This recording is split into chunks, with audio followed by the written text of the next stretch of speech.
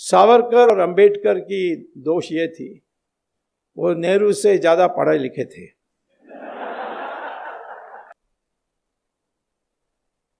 अब जवाहरलाल नेहरू का प्रॉब्लम क्या था, वो गए थे लंदन, फिर वहां से कैम्ब्रिज में जाकर दाखिल की, एडमिशन ली और फिर फेल हो गए। नेहरू परिवार में किसी ने भी आज तक कॉलेज की डिग्री प्राप्त नहीं की, सब फेल हुए हैं। एक बार सोनिया ने लिख दी अपने इलेक्शन एफिडेविट में कि studied in the university of Cambridge and got a degree in English. मैंने फिर जब वहाँ गया था लेक्चर देने के लिए कैम्ब्रिज यूनिवर्सिटी में, मैंने पूछा कि कैसे स्टूडेंट थी, उन्होंने कहा यहाँ स्टूडेंट कभी नहीं थी। मैंने कहा लिख कर दोगे, लिख कर दिया। उस समय मनोहर जोशी स्पीकर थे, तो मैंने उनको दिया कि देखिए इन्होंने ऐसा किया, तुम्हारे लोकसभा हुज हू में भी यही बात लिखी है, तो उनको पूछो। तो मेरी चिट्ठी जो मैं लेकर आया उसको भेजा और सोनिया का जवाब आया कि खेद है, ये प्रिंटिंग मिस्टेक है, टाइपिंग मिस्टेक के कारण प्रिंटिंग मिस्टेक हो गया है। तो साहब मनोहर जोशी ने पूछा अब क्या करें, मैंने कहा इसको Guinness book of world record को भेज दो, longest typing mistake in history.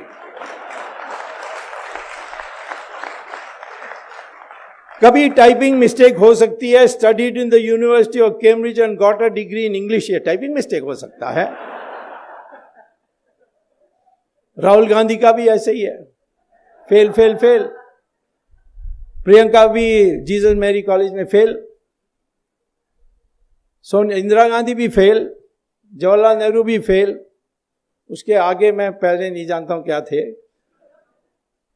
तो इसीलिए मैं कहता हूं कि जब वो सावरकर या अंबेडकर इनके बारे में सोचते थे, इनको ईर्ष्या आती थी और किसी तरीके से उनका बदनाम करने के लिए लगे हुए थे। जैसे अंग्रेज भी सोचते थे ये विचारक है, दिमाग फिरा देगा। जो मकौले ने देश में, हमारे देश में हीन भावना पैदा की, वो हीन भावना को ये हटा देंगे और फिर लोग खड़े हो जाएंगे। सुभाष चंद्र बोस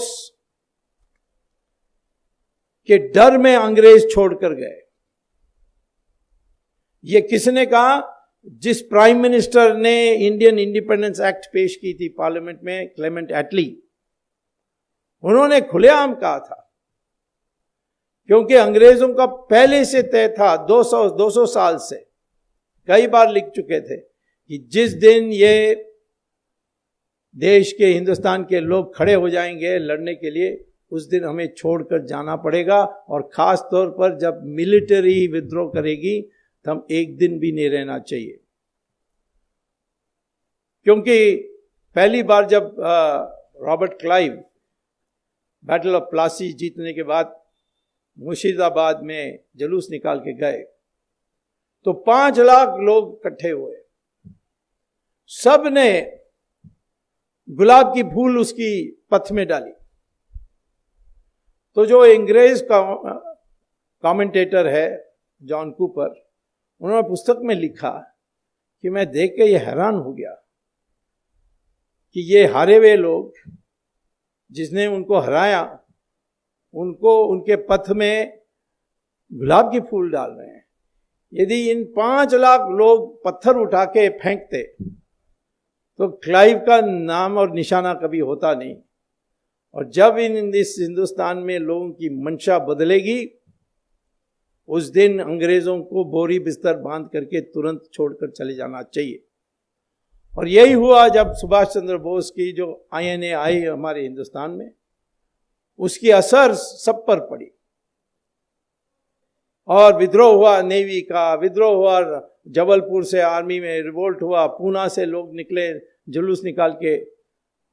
तो सारे देश में एक आर्मी का विद्रोह दिखाई पड़ा 1940 में। उस समय उन्होंने ये तय किया कि अब जाएंगे, और महात्मा गांधी ने एक बड़ा संगठन बना दिया। महात्मा गांधी की जो कंट्रीब्यूशन है कोई कम नहीं कर सकता।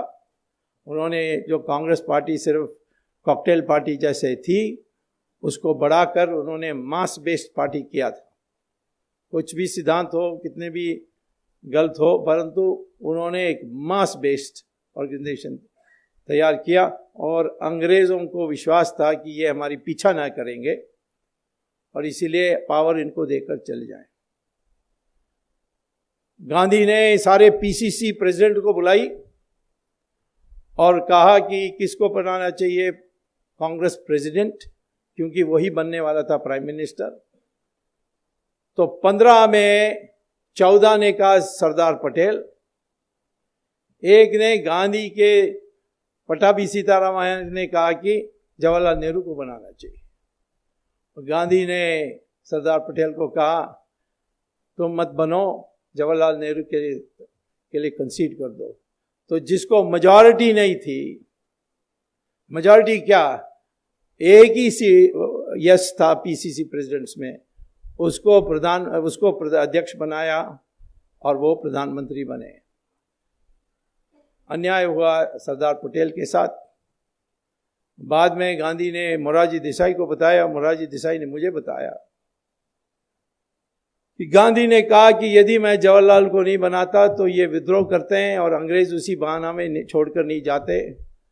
मेरा इरादा था कि जैसे बन जाएं और अंग्रेज चले जाएं, फिर मैं दूसरा कदम उठाऊंगा जिससे सरदार पटेल के लिए मौका मिलेगी। और वो उनकी जो प्राइवेट सेक्रेटरी हैं गांधी जी की, उन्होंने पुस्तक लिखा है last will and testament of Gandhi, Mahatma Gandhi. उसमें वो कहते हैं कि गांधी ने आखिर वक्त वो मरने के पहले जो बिरला हाउस छोड़कर जाने वाले थे, तब सरदार पटेल मिले कि मैं अब बर्दाश्त नहीं कर सकता हूँ, मैं छोड़ के जा रहा हूँ वापस गुजरात। तब उन्होंने कहा नहीं, तुम रुक जाओ, मैं कांग्रेस का 2 टुकड़ा करूँगा और एक टुकड़ा आपके पास और दूसरा टुकड़ा जवाहरलाल नेहरू के पास। आपको पता है कि 90% तो सरदार पटेल के साथ ही जाती, और इसीलिए रुक जाओ। और वो गए और उनकी हत्या हुई और फिर ये इतिहास में सारा चीज़ बदल गई। और उसमें जवाहरलाल नेहरू ने एक तो अफवाहें उड़ाई कि सरदार पटेल ने लापरवाही दिखाई होम मिनिस्टर होने के बावजूद, और उन पर संदेह, आरएसएस पर बैन। एफआईआर में आरएसएस का नाम कहीं नहीं है, ट्रायल में आरएसएस का नाम कहीं नहीं आया, लेकिन दुनिया भर में प्रचार कर रहे हैं मिस्टर राहुल गांधी आजकल की आरएसएस ने महात्मा गांधी को मारा।